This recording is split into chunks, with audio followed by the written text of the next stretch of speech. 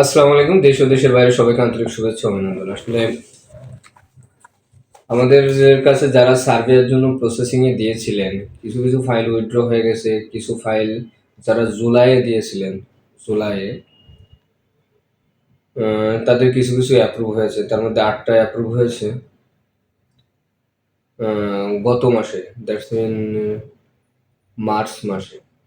আর কিছু কিছু আছে প্রসেসিং এ, কিছু কিছু আছে রিকোয়েস্ট প্রসেসিং। আশা করতেছি হয়ে যাবে। তার ভিতরে পাসপোর্ট যেগুলো আমরা ইন্ডিয়াতে পাঠাবো তার মধ্যে সারোয়ার ভাই আপনি এখনো পুলিশ ক্লিয়ারেন্স দেননি। সারোয়ার ভাই আপনি এখনো পুলিশ ক্লিয়ারেন্স দেন। কুরবান আলী ভাই আপনি এখনো পুলিশ ক্লিয়ারেন্স দেননি। অ্যাপ্রুভ হয়ে গেছে আপনার ইউজার আইডি পাসওয়ার্ড আপনি দেখছেন, আপনি সব কিছু করছেন, জানেন। আর আসিফ আবদুল্লাহ আপনার পুলিশ ক্লিয়ারেন্স গত রবিবারে দেওয়ার কথা, দিতে পারেননি।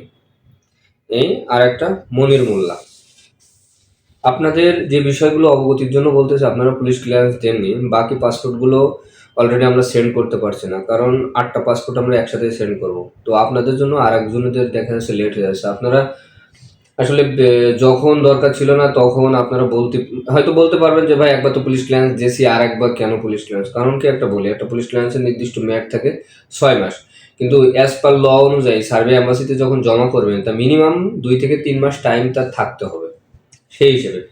তো এটা গেল এইটা আপনারা 4 ভাই, বিশেষ করে সারোয়ার ভাই, কুরবান ভাই, আসিফ ভাই আর মনির মোল্লা, দয়া করে আপনাদের পুলিশ ক্লিয়ারেন্স গুলো আগামী রবিবারের ভিতরে আমাদেরকে, সোমবারের দিন ইনশাল্লাহ এই সমস্ত পাসপোর্ট গুলো সেন্ড করব।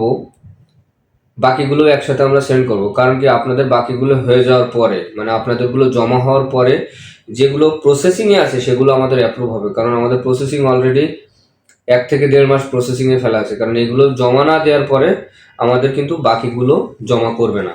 তার ভিতরে আছে রাজীব ইসলাম ভাই, এটা আপনার অ্যাপ্রুভ হয়ে যাবে ইনশাল্লাহ, চিন্তা করবেন না। আর নাইম হোসেন, এটাও হয়ে যাবে। আলী দেওয়ান, এটাও হয়ে যাবে, অ্যাপ্রুভ হয়ে যাবে। আসেন এদিকে আছে মাসুম আলম ভাই, আপনার কাজটাও কমপ্লিট হয়ে যাবে। আমাদের মশিউর ভাই, আসলে এনার কথা না বললেই নয়। মশিউর ভাই আসলেই একটা ধৈর্যশীল লোক, এবং খুব ভালো মনের মানুষ। মশিউর ভাই আপনি চিন্তা করেন না, ইনশাল্লাহ আপনারটাও অ্যাপ্রুভ হয়ে যাবে, কারণ আপনার 40 সিরিয়ালের, আপনি 40 সিরিয়ালের অলরেডি 42-43 সিরিয়াল হচ্ছে, আপনারটাও হয়ে যাবে। কারণ আপনি তো দেওয়ার সময় আমাদের যে লং যে প্রসেসিং টাইম সেটাই দেওয়া ছিল। তারপরেও ইনশাল্লাহ চেষ্টা করবো নির্দিষ্ট টাইমের ভিতরে দেওয়ার। মাসুম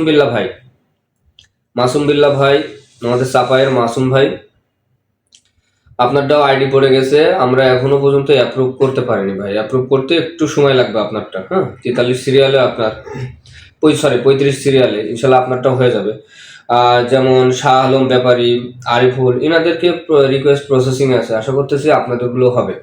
তার ভিতরে কিছু কিছু আছে, যেমন আলী দেওয়ান, একটা ইমার্জেন্সি লেটার ইস্যু করতে হচ্ছে আলী দেওয়ানের ক্ষেত্রে, সেটা হয়তো আপনারা জানেন, একটা মানে আর্জেন্ট প্রসেসিং এর জন্য।